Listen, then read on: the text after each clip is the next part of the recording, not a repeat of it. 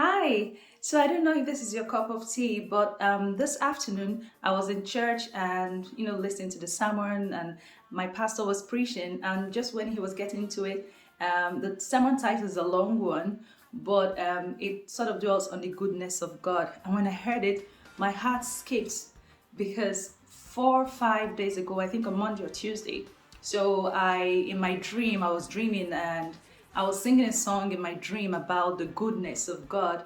And I woke up at night, went to use the bathroom, and woke up still singing the song. And I just kept on the song. And when I went back to bed, the song did not want to go away. This, oh, give thanks unto the Lord, for he is good, for he is good. Oh, give thanks unto the Lord, for he is good, for he is good, for he is worthy. Yeah. So I was singing, don't mind my voice. So I was singing this song and I turned the lyrics into prayer.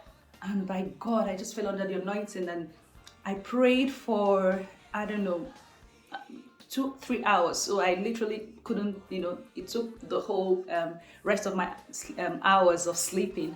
So I turned into prayer, the lyrics of the song, and then while I was listening to the sermon this afternoon, and a lot of things were going through my mind because sometimes we have several issues, several things that bothers us, and anxiety starts creeping in, the fear starts creeping in.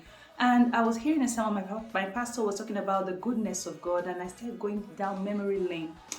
And I just realized that our approach to God is sort of based on our experience, and that shapes our perception of God. So God reveals Himself to us based on our situation in life. And God told me, I am. I am, I am. And I just, my usual way, sort of just put it on my post, I am, so I don't forget. But I realized that the dimension of God you're most conscious of is the aspect of God you experience. So if in your life journey, the trajectory of your life, it's going towards charity, you're supposed to be a humanitarian, you're supposed to be a community helper, using myself as an example. And your life will be fashioned towards experiences of what it means to be poor, you experience what it means to suffer lack, you experience the misrepresentation of people because you're meant to run an organization. So you have to know what people management is, the dynamics of dealing with different characters. So you suffer the reproach of men, you suffer betrayals, you have to learn how to forgive without approaching the person, which is the hardest. Being able to forgive someone without addressing the person. You nurse your pain yourself and you get your healing and you move on, and the person never ever knows he or she has hurt you. You learn to do that. You learn how to experience the suffering of people. There'll be a season where you have to intercede. So I'm using charity, the spirit of charity and giving, and humanitarian and community works, because that's sort of my radar. So I'm using that as an example, but you can fill in the blanks. You learn, sometimes God will expose you to ill health, sometimes, not always. So it's sort of you learn. So you have to learn different aspects of God that touches your life's ministry, so that when you are a charity person, you're a community person, you're going to the communities, the remote parts of the world, you're not just doing it as a job, you're not just doing it as self-righteousness, you know what it feels like to suffer, you know what it feels like to be lonely, you know what it feels like to be misunderstood, you know what it feels like to lack, not to have money, to be hungry, not, there are different layers of it, but you know what it means like to be sick and alone without nobody with you, just you and God. And yeah, that happened to me 2 years ago. You know what it feels like to, yeah. So, and then God says, I am. And I remember the catchphrases I used to have with God, my confident hope.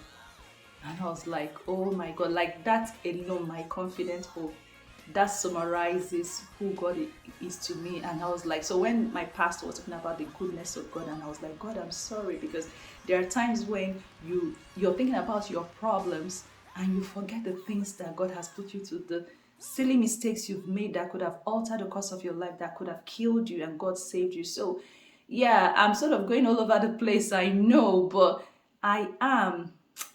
Think back on what God has done for you, number one, and you see the goodness of God, and you will know the aspects of God, and you should seek God more, like more than what you've experienced, because it's experience. Experience is always the best teacher sometimes, but experience is sort of exposes you to another dimension of God that you've not seen before.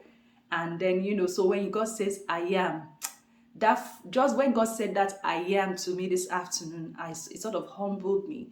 I sort of repented. I was like, God, I know you've got my back. You get what I mean? So yeah, so it's sort of knowing the I am of God is from your experience. Knowing I am of God is from your relationship with God, and it sort of points you to what you're supposed to be in life, to the reason why you are still here in the land of the living. So the I am that I am of God, who God is different from me, is different from you. So if I ask anyone, you will say, God is my blah blah blah blah blah, and then you tell the story of why God is your blah blah blah blah blah, and then that will point you on what you're supposed to be, who you're supposed to be, so you don't miss your calling.